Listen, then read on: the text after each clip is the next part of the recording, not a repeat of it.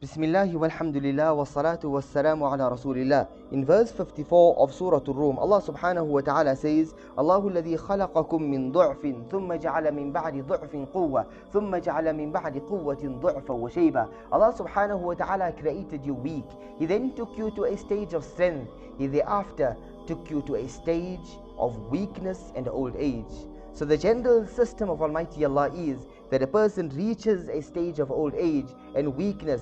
He falls ill, becomes dependent, perhaps hospitalized, and eventually he returns to Allah subhanahu wa ta'ala. This entire system of falling ill and thereafter returning to Almighty Allah is a mercy from Almighty Allah subhanahu wa ta'ala. And this mercy of Almighty Allah comes in three forms. The first is that it is meant to serve as a cleanser for the individual. It is meant to serve as a means of forgiveness before the person returns to Allah subhanahu wa ta'ala. Nabi sallallahu alayhi wa sallam mentions in a hadith of Bukhari, مَا مِن مُصِيبَةٍ تُصِيبُ الْمُسْلِمِ إِلَّا كَفَّرَ اللَّهُ بِهَا عَنْ. That no person goes through any challenge in life except that it serves as a means of the expiation of sins.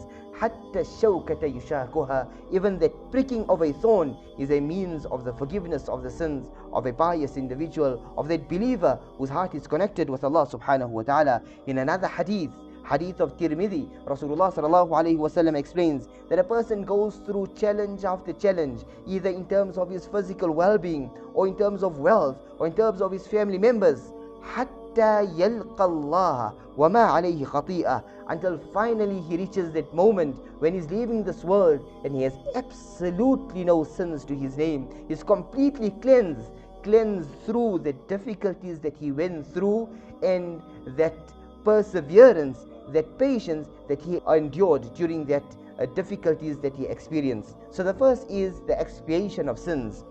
The second is that it is a means of raising a person's status. Nabi sallallahu alayhi wa sallam explains in a hadith of Abu Dawood that at times as an individual for whom a certain place in Jannah has been recorded by Almighty Allah, but his actions does not warrant him entering into that lofty stage of Jannah. And so Allah subhanahu wa ta'ala places challenges, difficulties in his life, and thereafter Allah blesses him with the ability to persevere and to be patient. So he goes through these difficulties and is patient in these difficulties until Allah subhanahu wa ta'ala raises his status to the extent that he is now rightful to enter into that high place of Jannah. On one occasion, one lady approaches Nabi Muhammad sallallahu alaihi wasallam, requesting of him to supplicate to Almighty Allah that Allah grants her cure from her epileptic fits. Nabi Muhammad sallallahu alaihi wasallam gave her two options. The first is that I will supplicate to Almighty Allah and Allah will grant you cure.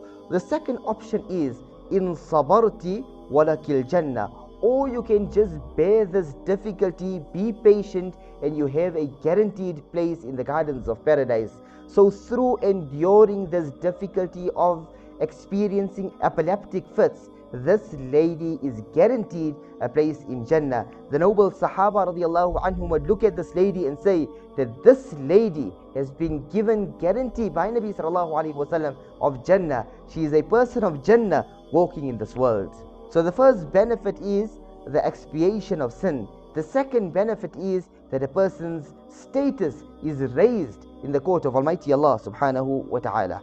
The third benefit of sickness is that it serves as a reminder to return to Allah subhanahu wa ta'ala. So how many a times a person is diagnosed with a sickness, he thereafter becomes more conscious of his relationship with Almighty Allah. He becomes more conscious of salah and the other injunctions of the deen of Allah subhanahu wa ta'ala. So this is a mercy from Allah subhanahu wa ta'ala. So now a person may question that there may be a person who was a wretched individual, an oppressive individual, and he goes through challenges before he passes away. Then there's a person who was angelic, but he also goes through a similar challenge before he passes away.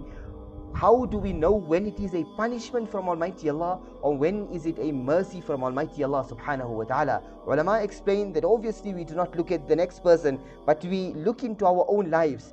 If through that challenge, if through that difficulty a person comes closer to Allah subhanahu wa ta'ala, then in fact that is a mercy from Almighty Allah subhanahu wa ta'ala. It's a means of expiation of sins. It's a means of raising one's status if that person became more conscious of Almighty Allah subhanahu wa ta'ala. But if that sickness made a person more stubborn, and if that person then questioned the decision of Almighty Allah, then we know that that is actually a punishment from Almighty Allah subhanahu wa ta'ala. We found Nabi Yunus alayhi salam went through great amount of difficulties, and that, if we had to look at it, we could have thought that this is a punishment, but he was a Nabi of Allah. This was actually a great bounty from Allah subhanahu wa ta'ala. In fact, after he was given cure, he longed for those periods when he was actually sick, because that is the time that he really enjoyed a strong relationship with Allah subhanahu wa ta'ala. May Allah subhanahu wa ta'ala